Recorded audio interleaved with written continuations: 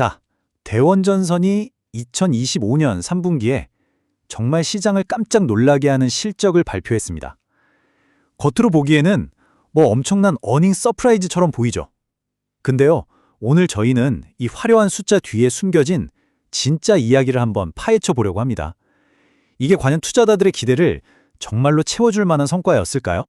이번 실적 발표의 헤드라인을 장식한 숫자, 바로 이겁니다. 3분기 영업이익이 전년 같은 기간에 비해서 무려 309%나 급증했다는 건데요. 언뜻 보면 이건 그야말로 폭발적인 성장세라고 할 수 있겠죠. 하지만 정말 그럴까요? 그렇죠. 현명한 투자자라면 이 헤드라인 숫자 너머를 봐야 합니다.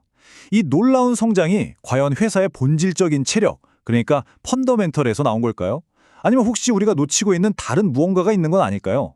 지금부터 그 질문에 대한 답을 한번 찾아보겠습니다. 자, 그럼 본격적으로 한번 파헤쳐보죠. 첫 번째 파트에서는 이 놀라운 이익 급증의 배경에 대체 어떤 세부 사항들이 숨어 있는지 그걸 분석해 보겠습니다. 일단 표면적인 숫자부터 한번 확인해 보죠.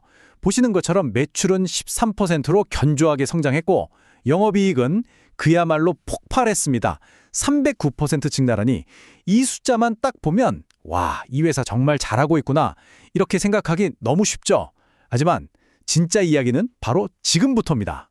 그럼 이런 질문을 던져봐야 합니다. 이 엄청난 성장은 대체 어디서 온 걸까? 원래 하던 사업이 이렇게 갑자기 폭발적으로 성장한 걸까요? 아니면 우리가 모르는 다른 이유가 있는 걸까요? 바로 이 슬라이드가 그 답을 명확하게 보여줍니다. 놀랍게도요, 회사의 전통적인 핵심 사업인 전선 부문 매출은 9개월 누적 기준으로 오히려 8.2%나 감소했습니다. 반면에 2025년에 새롭게 편입된 자회사죠. 대원 알텍의 알루미늄 휠 사업에서 761억 원이라는 신규 매출이 발생한 겁니다. 그러니까 이번 성장은 기중 사업의 어떤 유기적인 성장이 아니라 신규 사업을 인수하면서 생긴 외형 확장이었던 거죠. 이익 성장의 비밀이 인수에 있었다는 걸 확인했는데요. 하지만 이야기는 여기서 끝나지 않습니다. 재무제표를 더 깊숙이 들여다보면 훨씬 더 중요한 경고 신호가 숨어 있거든요. 바로 현금의 흐름입니다. 네, 맞아요.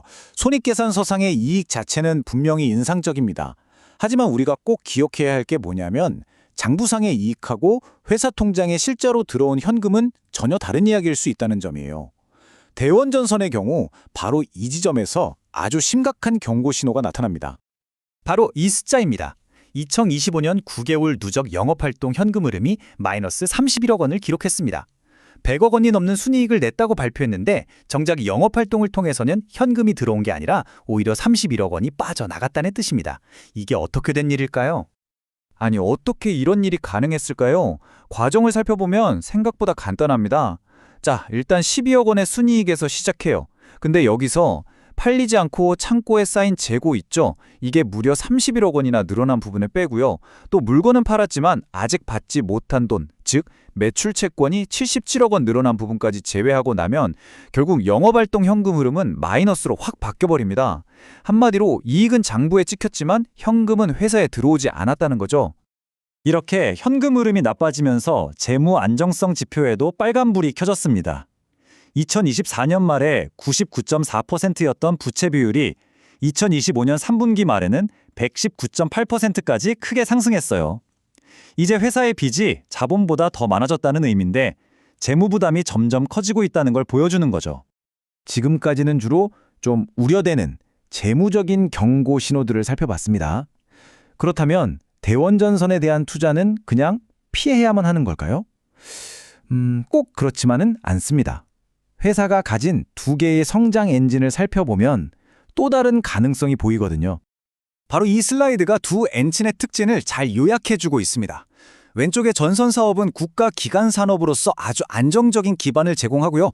오른쪽의 알루미늄 휠 사업은 전기차와 차량 경량화라는 이 시대의 메가 트렌드에 힘입어서 높은 성장 잠재력을 가지고 있습니다.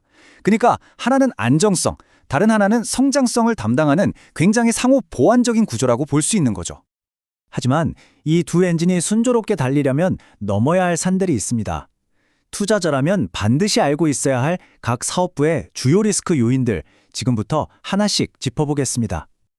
전선 사업의 아킬레스건은 바로 원자재, 특히 구리 가격입니다. 지금 보시는 이 그래프가 바로 구리 가격의 변동성을 보여주는데요. 이렇게 예측 불가능하게 널뛰는 가격은 대원전선의 원가 구조를 흔들고 수익성을 갉아먹을 수 있는 가장 큰 위험 요인이라고 할 수 있습니다. 알루미늄 휠 사업의 리스크는 이 도넛 차트 하나로 명확하게 설명이 됩니다. 매출의 98% 이상이 현대 기아차 그룹이라는 단일 고객사에서 발생한다는 거예요. 이건 무슨 뜻이냐면 이 고객사의 생산 계획이나 정책 변화에 따라서 사업 전체가 흔들릴 수 있는 아주 극심한 고객 집중 리스크를 안고 있다는 의미입니다. 자, 이제 흩어져 있던 조각들을 다 모아서 큰 그림을 그려볼 시간입니다.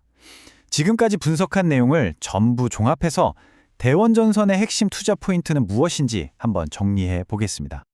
대원전선은 지금 아주 명확한 전환점에 서 있습니다. 긍정적으로 보면 전기차라는 굉장히 유망한 시장에 성공적으로 진입하면서 외형 성장을 이뤄냈죠.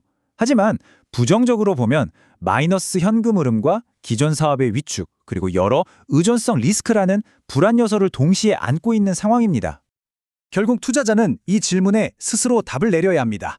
지금의 대원전선은 성공적인 변신을 위한 일종의 성장통을 겪고 있는 걸까요? 아니면 이 재무제표의 경고 신호들이 더 큰 위험을 예고하는 것일까요? 화려한 이익 성장과 불안한 현금 흐름 사이에서 여러분은 어떤 선택을 하시겠습니까? 최종 판단은 신중한 분석을 통해 직접 내리셔야 할 겁니다.